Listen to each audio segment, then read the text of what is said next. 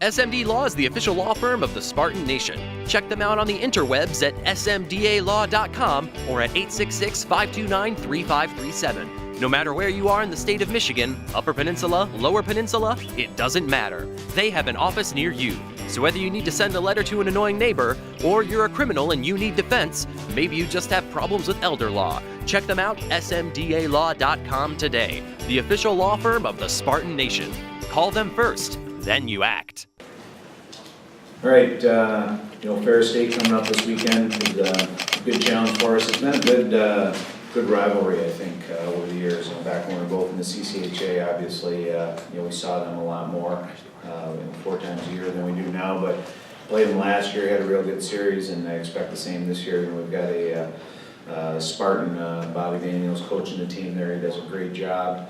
They play hard, real blue collar. Tight matchup, and I think that kind of matches up with us real well. So a long history, even back before I played, we had a real famous playoff series there where I think it was maybe 84 team, maybe 83, but they had to come back and 2-game total goals and then by 3 or 4 on the second night, and they were able to do that, and that's really kind of set the stage from them. So exciting for us. We like playing the CCHA teams, like playing in Michigan with a home and home, and that presents a little bit of a different challenge for us than we've seen, and we're going to keep building. And what we talked to the guys about yesterday, Monday's a little bit of an after-action report. We kind of go over what we did the weekend before, what we did well, what we need to improve on, and then get right back to the basics of, we talked about the 3 I's, immediacy, intensity, and intelligence, and get back to work on that and keep the process moving forward. Questions? Big win like that, I mean, that's a defining win probably of your career here at Michigan State so far, at least a weekend. What do you do with such a young team to not let them rest on their laurels? Well, that's certainly a danger. We've all been around sports a lot, and you can see that where you feel a little too good about yourself. And there's been a lot of smart people that have been through this before.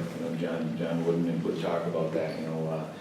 People are going to criticize you probably unfairly, and they're going to compliment you probably unfairly, and kind of read it the same way. And really get back to that we've talked to these guys about, and a very similar conversation yesterday than we had a lot of times last year, where we got done with a weekend series. And we lost 2 games where we did a lot of things well, and you got to come to work on Monday and get yourself ready to get better. And that was the theme yesterday. And it was just, hey, we've got to keep getting better regardless of what happened. That's fine. Let's feel good about that, but let's build on that. And hopefully we can address that. And our leadership is good enough. Yesterday they looked like they were working to get better, and they're looking forward to playing again. 12 penalties across the weekend. Obviously a young team. Are you concerned about team discipline at all? Because I know it kind of let Cornell get back into the game on Saturday. Are you worried about it at all? Not worried. There's certain things you can control, and some of the penalties, whether they were good calls or bad calls, you can't. That's just the way the game's played. Certain ones not called on us, we can't control that. There's a couple retaliations. So out of the 12 penalties over the weekend, there's 2 that I didn't like, and those ones we can control. And to win a hockey game, you got to be able to, go through a lot of stuff. And probably the clip we're doing penalty kill today, so the clip we like movie clips. So we'll probably throw something from Shawshank Redemption, and talking about Andy Dufresne. He swam a mile, crawled a mile through waste. I'll paraphrase it, to get out of prison. That's, if you want to win a hockey game, you have to have that attitude, and you just have to take it, because that momentary thing, it doesn't feel very, you do it might feel good for about 1/10 of a second, but at the end of the game, if, like you said, you let teams crawl back in the game with power play, you don't feel very good about it.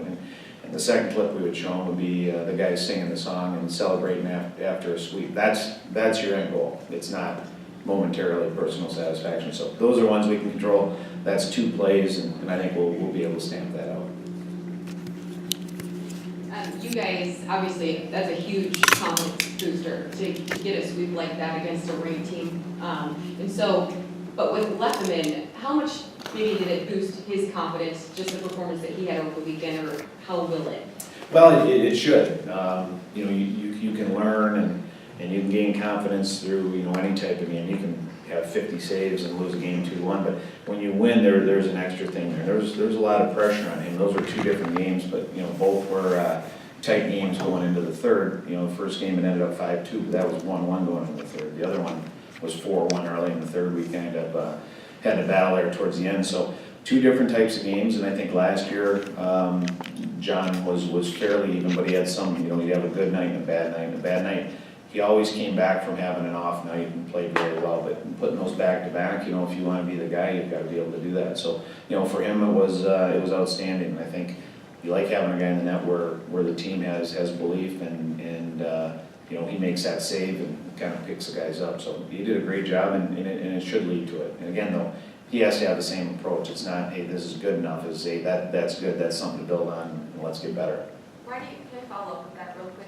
Why do you think that, you know, he was able to stop so many of those pucks, or what did you see from him that he was just doing so well? Well, probably my coaching. I do it. No, Joe does a lot of work with the goalie, so I don't take any credit there.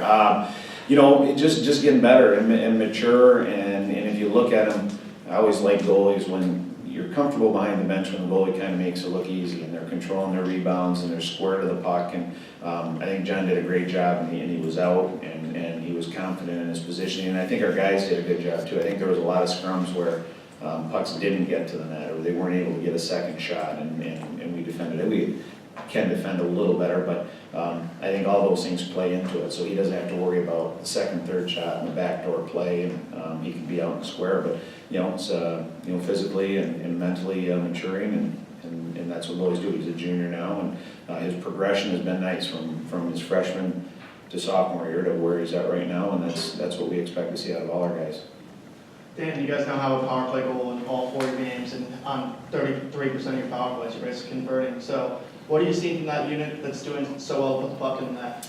Well, you know, both units, I think they both have a couple goals right now, and you know, Kodorenko's group does a really nice job, and they're kind of a different type power play. I mean, they move the puck, they find open space, and they probably tend to score maybe some prettier goals in that sense. But they've got good confidence. I think that group will continue to get better as, you know, we have Dennis Zazana, who's a freshman, running the top on that, and Taro really runs it, but he's in the middle spot there. So as he gets a little more comfortable and as his reads are a little tighter, it'll get better. But I've liked the way they've approached it. And the other group is more of a shooting power play. A couple older guys in the back with Zach Osborne and Jared Rosberg, and they do a really nice job manipulating it and getting pucks in the net. So I think there's two different looks, which is good. Makes it hard for other teams to kill. It's not two, you know, 1-3-1 power plays where you can practice against one. There's a little bit different approach with both of them. So they've been good, and as long as they continue to put pucks on the net, they'll be fine. The danger with talented power plays more than the other ones that they fall in love with passing and, you know, trying to get the perfect play. Usually the perfect play comes after there's a shot, then there's a rebound, and you've caught the defense. It's like in football, you know, when the guy falls down and you take advantage of it, you know, then the big play hits, and that's how hockey is a little bit. So put pucks on that. Best power plays just generate a lot of shots on that. And if they keep doing that, they'll be good. And I mean, it's been a couple of years since they've won a series. Some of these guys have been longer on the road over a ranked opponent, 3-1. I think it's been 9 years. I mean, there has to be a part of you too that is, and for the team to see some results bear and have a weekend where you get both of them, that you feel like there's some tangible progress. Is that fair to say? No, absolutely. And you know, what you're really trying to do in coaching is you're trying to teach habits and good habits, and the way that people learn is, you know, there's a cue and then there's a response and there's a reward, and you can go through weekends and the reward of, hey, we did all these things really well and we lost 4-3 is not the same as the reward as we did all these things really well and we won 4-3. So from a learning aspect, there are some things, and it can jump some. You know, and I think there also is a thing where that might have been missing is, you know, winning's a habit, and learning how to do that and having a little bit of swagger, and you know, that's that fine line, you know, between confidence and foolishness, and you want to have a little bit of that. And we talked to the guys on Saturday about how we're going to approach the game, and I was listening to Coach D talk about, you know, how Rocky played, and one thing I talked to him, I said, here's a guys, we all watched the game, you know, guys are probably supposed to be resting, but we're watching a football game, we're Spartans, and he made mistakes and he played, but hey, there was a confidence there, and there was a little bit of swagger, and that's, you know, what we want to have, and that's good for a few wins a year, and we got to start having that type of mentality where we've talked about it before, where we just want to go in and hey, let's go out and compete and play well. That's a big part of it, but the expectation to win a hockey game, and you have to bring that. And that's a confidence thing, and you get that by winning, and then you get it by replicating that. That's our big challenge, is to keep getting better and moving forward. All right, Coach, you mentioned you're not getting ahead of yourselves, but just coming back here to East Lansing, you must have had a smile on your face coming back here, right? Oh, it's a good feeling, obviously, and you know, we had the trip home. You know, we flew back, but we used to take the bus. You know, you always say the bus ride's a lot shorter after you win, but no, it's a good feeling, and you should enjoy it. And I remember talking to Coach Mason about it, and he talked about it at the end of his career where, you know, they had won somewhere, and I think they were busing home, and, you know, 4 or 5 hour trip, and it was an hour into it, and he was already thinking about, you know, the next weekend, and didn't enjoy it. And I talked to him a lot more after I started coaching, and he just said, you know, you got to take time and enjoy the wins, and then whether you give yourself 24 hours or 12 hours, you know, just to, you know, sit back and do it, and then Sunday we crank it back up and start working towards it. But no, you feel good about it, but it's a moment in time, and really, again, our approach really isn't much different than if we'd have lost 2 games. We'd have figured out what we did well, what we got to work on to get better, and then redirect towards Ferris yesterday. And with the new rules this year, you can play 19 skaters, and this year you're playing 7 defensemen. What's Boutros Kafar's role? And how many minutes is he getting, and what's his role in the penalty kill? Well, he's played a fairly big role, and a lot of that is based on, I mean, he did some real good things for us last year, so there's a lot of trust there with him. A lot of that's based on 3 freshman defensemen, and not knowing where those guys are going to go, and if one of them has a bad day, we feel pretty good about Boutros being able to you know, jump in and log some more ice. He's been outstanding on the penalty kill. We can match him up in some situations, you know, some tough defensive face-offs. He's been between 9 and 13 minutes, I think, every game, which is a decent amount of minutes, and but just gives us a little bit of confidence and a little bit of steadiness back there. And like I said, those 3 freshmen, they're just maturing, and they're moving fairly quickly. It's good. So, you know, that may change. That's not an every game thing, but right now, you know, players decide ice time, and we always tell guys that. And he's gotten into the lineup, and he's making it very hard to take him out of the lineup. He brings the physicality too, right? He does. I mean, he's a tough young man. He blocks shots. He hits. You know, he kind of, you know, when you talk to players as a coach, it's really nice when a guy, you know, has a good idea of what he is, and they're ruthlessly introspective. They know what they are. They know what their strengths are, and they play to that. And because you can get caught up trying to be something you're not, and waste an awful lot of time. But Boutros, he has a good idea of what he is and what he brings to the table, and he does that very well every night for us. Coach, you mentioned listening to Coach Antonio and how his quarterback situation right now may be kind of like your goaltending situation. I know you wanted to play Drew coming into the year. What went into playing John back-to-back last weekend, or are you just planning on riding the hot hand for that? Well, a little bit.